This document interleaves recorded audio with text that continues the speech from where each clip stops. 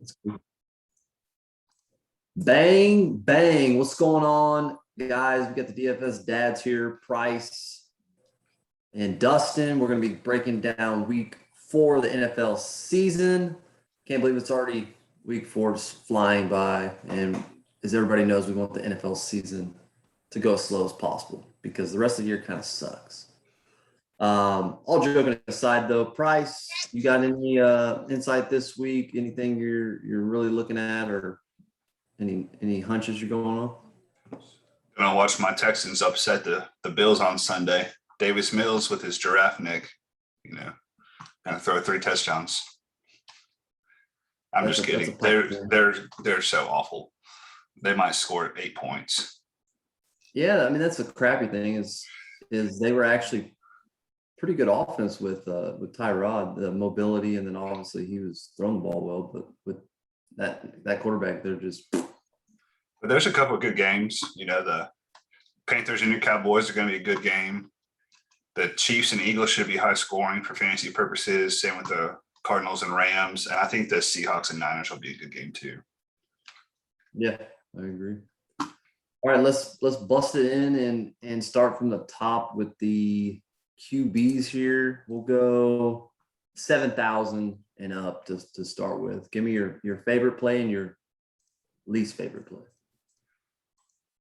So no price attached to it. My favorite play is probably going to be Mahomes. I feel like they're going to come out and just try and destroy the Eagles after losing back-to-back games. But the problem is the last 2 teams that have played the Eagles are just running down their throat. So I don't know if Mahomes will actually do it. So that being said, I'm probably going to be the heaviest on Matt Stafford this week, especially with Darrell Henderson still banged up. They're not going to run the ball a ton. And, I mean, offensively, they're just so hard to stop. You got nobody can cover Kupp. Woods still hasn't done shit, and, he's going to at some point. You got Deshaun going deep, Van Jefferson going deep, Higbee just destroying people over the middle. That offense is just lights out right now, and Stafford is playing phenomenal. He actually underthrew Deshaun on 2 bombs last week, or he would have had 2 more touchdowns. Yeah. Oh yeah, and he was wide open too, both of them, which was that's the crazy thing is how good of a game he had, and he still missed 2 big plays.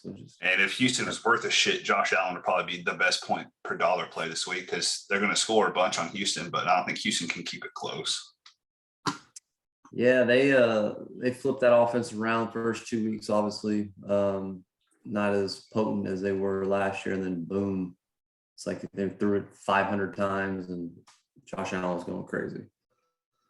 For me, it's tough. I mean, I like Allen. It's just, can the Texans make it close enough? So it kind of, steers me away. I think Murray's in a really good spot. Averaging the most points through 3 weeks of any quarterback. It's the Rams, who, yes, they have a great front 7, but they've still been getting scored on. I see Kyler just, obviously using his legs a little more. Hopkins should have Ramsey, but more, and Kirk have really come on. You got Edmonds out of the backfield, so he's got a lot of weapons there. Besides DeAndre, and nobody can stop Hopkins at this point in his career. So, he'll probably still get his. So I like Murray. On the flip side of that game, obviously like Stafford too, but if I had to pick, I'm gonna pick Murray at this point in the week. And you would think that they'll be down because the Rams, the Cardinals defense isn't as good as the Rams, so the Rams should go score most possessions, which would then lead to Kyler having to throw the ball more. Yeah, in fantasy world, a team down 21 is great, especially when it's somebody like the Cardinals and Murray, because they're just getting chunk plays because the defense is playing, prevent. But yeah, so I think that's gonna be a popular game for sure. So Wilson's a little bit intriguing. I think GPP, obviously coming off the bad game, you can throw him in there. He's obviously one of those that can go big at any time. All right, moving down, we'll go 55-ish and up. That's a good chunk of quarterbacks there. Yeah, because no one under 5,500 is worth a shit. Well, that's true.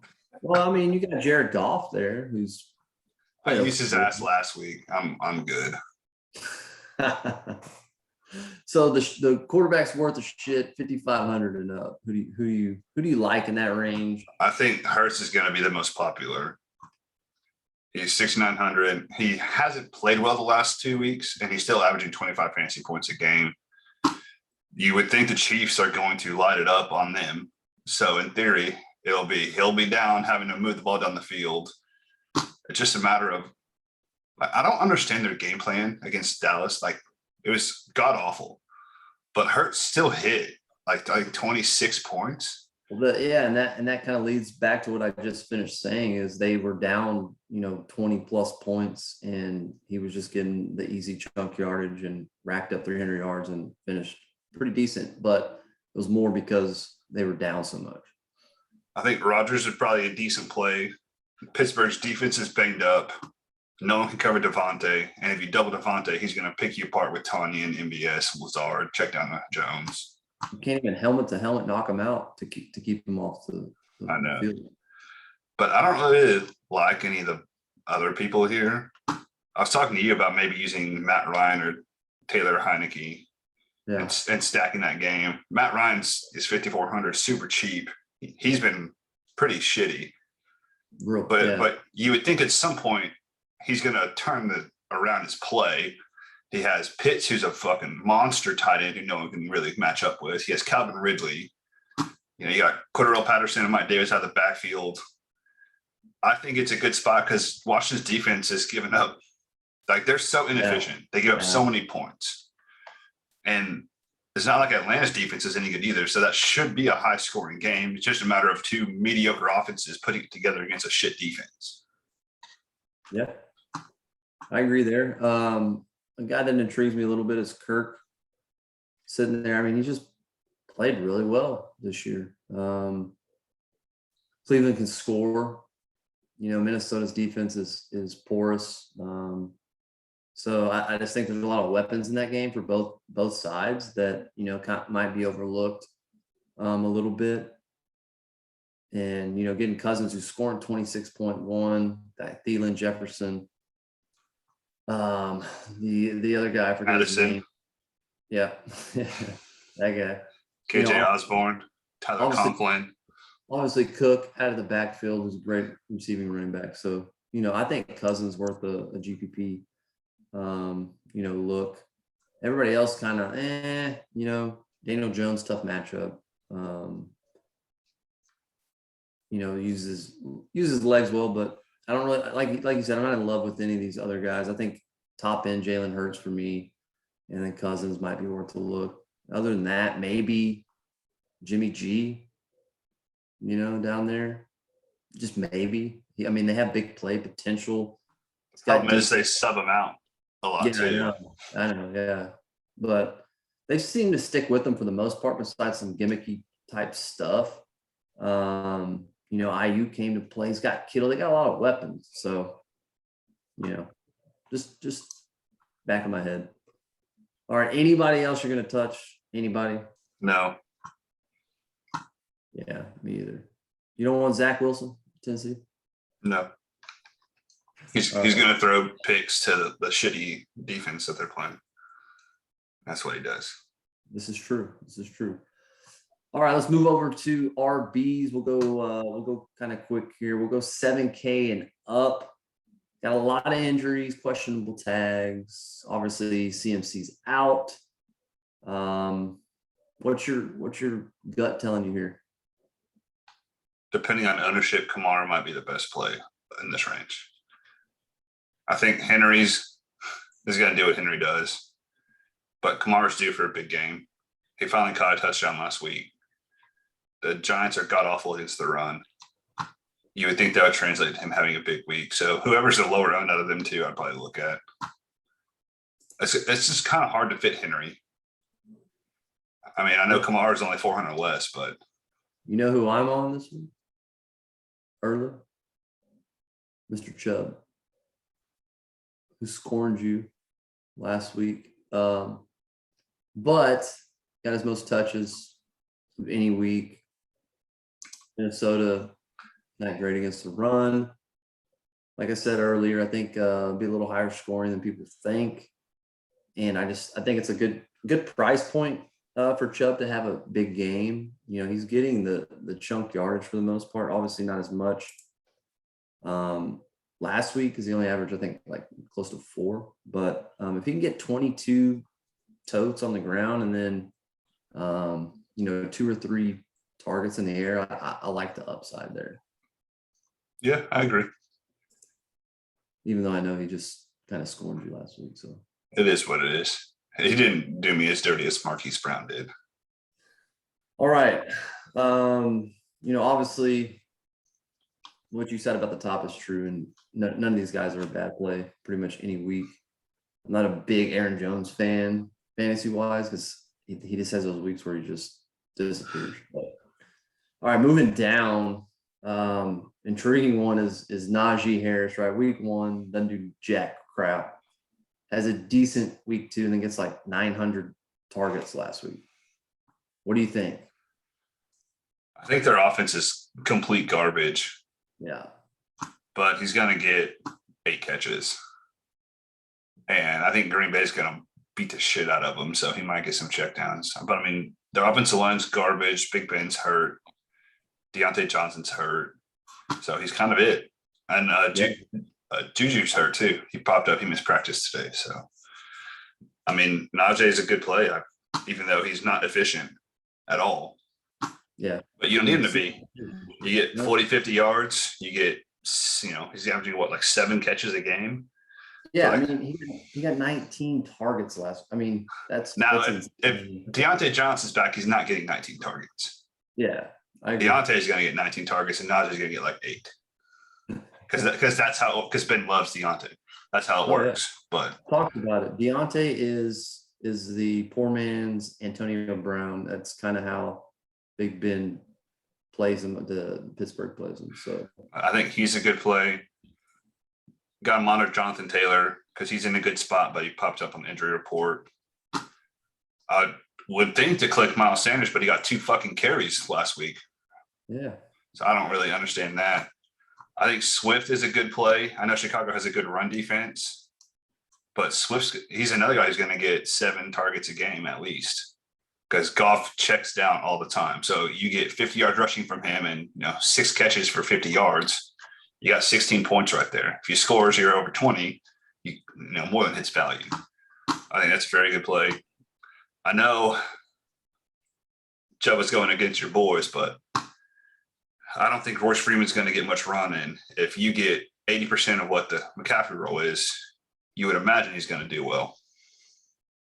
Chubba. Yeah, I mean, he got 5 targets last game when, which is enough volume for the most part, along with obviously the carries. So, yeah, I mean, Dallas has been an opportunistic D. They have a lot of turnovers this year, but they haven't really stopped anybody per se. So, yeah, I mean, I think that's a good bet, especially for somebody that's 5,900 is going to get all the work. And I guess a high scoring offense too. So I like that. Gibson intrigues me a little bit. Obviously was boo-boo this last week. Besides the 1 catch, he dropped another touchdown. Didn't run the ball very well. But like you said, Atlanta is not good. Washington should have a very big advantage in the run game. They do. I don't know off the top of my head, but I looked earlier today. So if he can get, his 20 touches, I like him to pay off. I mean, he's explosive and he'll bounce back. Moving on down, I know we talked about Edmonds a little bit, even earlier, how we think, he's a good play. He's going to get a ton of targets probably because they're going to be trailing 2 high profile offenses, and the fact that you have Ramsey over there taking away probably Hopkins, so he'll be the underneath guy out of the backfield. So I think he's good. I think he has another like 7-8 catch game per 70 yards, and if he can get 10 to 12 carries, get us 30-40 yards there, he more than pays off. Yep. Yep. Obviously monitor Melvin Gordon. He popped up today. The rookie there, Javante. If he gets all the work, I really like him. I don't think Gordon will be out. I think it was just a rib. He was limited, but you never know. And then Mitchell and Sermon, you got to monitor. If Mitchell is out, Yeah. I mean, they're playing the worst team against the run. I know, it's just San Francisco, man. They could bring up the practice squad guy and he can get all the freaking carries. It's just I know, but at 5,000, you still got to take a look at them. It's cheap enough. Yeah. Anybody else down here? That's about it. I don't really like anybody else. Yeah, I agree. Obviously, anybody else down here is going to be kind of a dart throw. You got to hope they score a touchdown to pay off. So, all right, wide receiver. We'll go pretty quick here. Well, let's go 7,000 and up. So you got about 10 receivers here. Who's your favorite play from these? Cooper Kupp. He's unguardable right now. No one can stop him. Stafford loves him. I mean, he has what? 33 targets through 3 games. Super efficient too. So I'll go ahead and take 11 targets a game for someone who it's going to be a high-paced, high-scoring game. And then the only other person would probably be Ridley at 7,000. I don't want to mess with Metcalf or Lockett. Tyreek is, he's Tyreek. He's either going to catch a long touchdown or not do shit. Devontae's in a really good spot, but he's more expensive. And you just, I don't know. I mean, if you could fit all 3 of them, yeah. But I think Devontae is a beast, but I also think Ridley's due for a big game and Washington sucks. So it'd be Kupp and Ridley for me. I can agree. I mean, I definitely like that. I mean, Ridley's getting the targets. He's getting about 10 a game. And like you said, he's explosive. He's done it for a few years now. So I think Matt Ryan getting the ball for 7,000. He has a lot of upside. Given the volume. I like Diggs to kind of have a bounce back game. Even though, I say bounce back, he got 10 targets.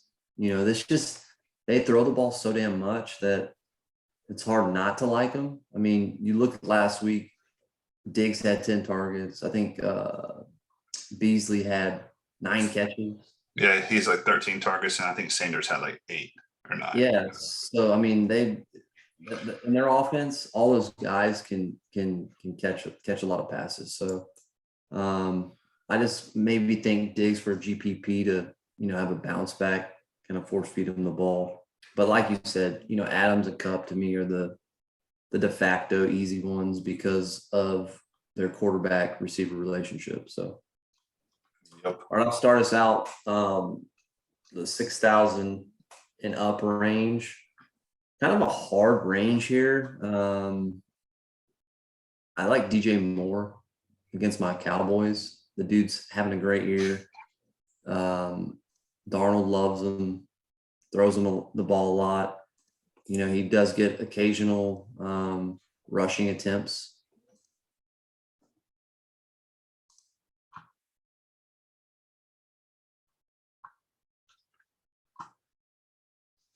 And we lost Dustin. All right. Well, to pick up where he left off, DJ Moore is probably the best play. McLaurin at 6,900, another very good play, and Debo at 6,500. And if you want to look at doing a little German. Hey, there, you're back. You froze. I froze on you? Yeah, with your awesome internet and awesome computer. Hey, got the best internet I can buy here. Still sucks. Anyway, yeah. DJ Moore and then run it back with CD or Cooper. What about you? Yeah, I was while you were frozen saying DJ Moore, McLaurin, and then Cooper or CD if you want to do a little Cowboys Panther stack. And then if he's if Deontay's in, as long as he doesn't have Jair Alexander on him. I have to take a look at that and see. But yeah, he moves all over. And I think field. Jair stays on one side. Plus they got Claypool. You know, I know you said Juju's hurt, so it's like I don't foresee them, shadowing him. We'll have to dig more into it throughout the week, see if we got any reports on that. Mm-hmm. All right, give me a couple cheap plays you like here. 55 and down. Robert Woods, 5,300. Kirk, 5,300. Davis at 5,000. I like Waddle at 4,900. I mean, he just got I know he didn't get shit for yards, but 13 targets, 12 catches. It's pretty solid. And I like Rieger. He led the team in targets last week. He had that unlucky 50-yard touchdown called back the week before. And I think more people are going to pay attention to Devontae Smith than him, click him, when he can get Jalen for $1,000 less. So, I mean, all you need is 6 for 60 and a touchdown, and he pays off, which should be doable because they're going to be down by a fucking million points. Yeah. I kind of I know he's a little bit more than I said in this price range, but I forgot to touch on him as Sutton.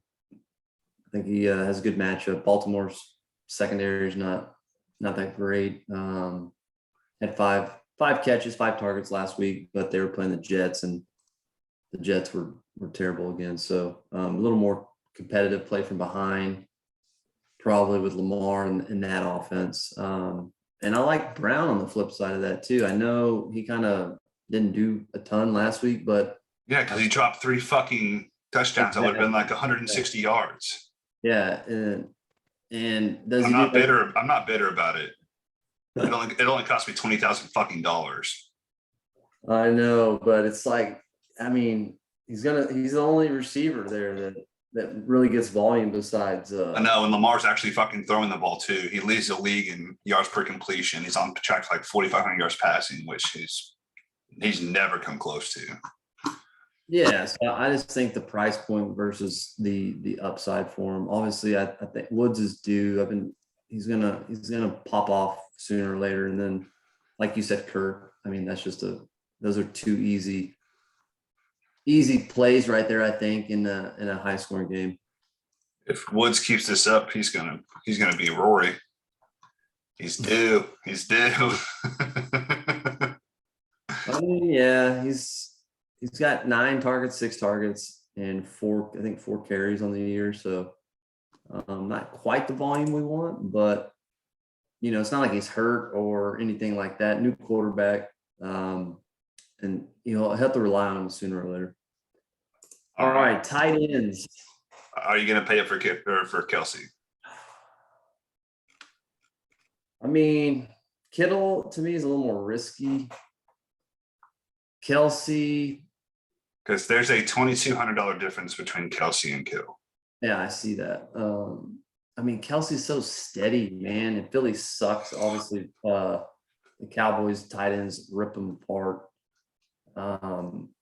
So he has almost double the matchup advantage of the next tight end. Oh, I know. I mean, it's ridiculous. It seems like it's setting you up for a letdown. And he's been so good. I mean, I know. Kelsey's just been. I mean, he's going to get 7 to 10 plus targets and have 100 yards and a touchdown. That's kind of like what he does. But after last week, man, and I was so sure of Hawkinson for him to dud like that. It's kind of like, do I punt on tight end again or pay up and get the best? So I don't know yet, man. I don't know. I'm looking at Logan Thomas, Kyle Pitts, or even Dawson Knox to punt. Knox is averaging, I think, 4 or 5 targets a game. The Texans can't cover anybody, so.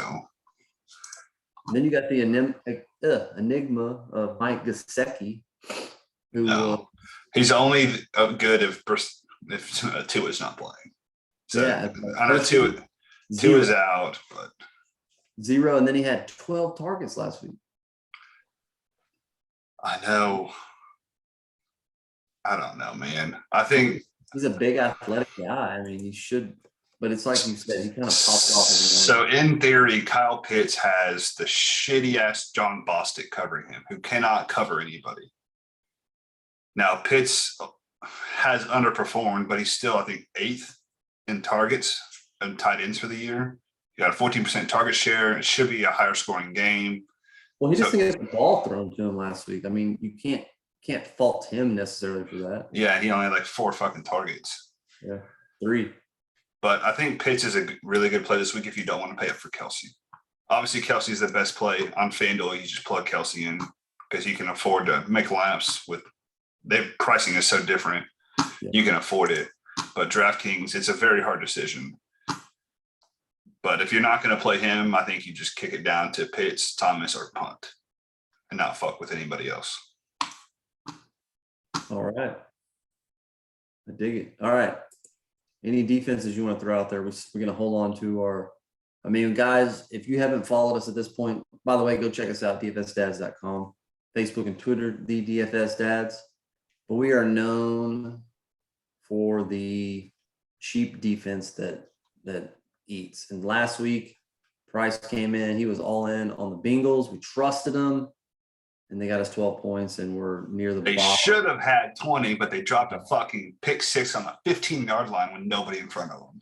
Yep, that is true. So maybe we'll just hold that. We won't say anything. Come check us out. Sign up for a weekly pass, and come see what we're all about. Have fun, make some money. We give out partial lineups and help you on lineup construction, that kind of thing in our Discord. So any parting words, Price, before we head on? Nope. Let's make some money this week. All right, guys, we will see y'all later. Good luck this week.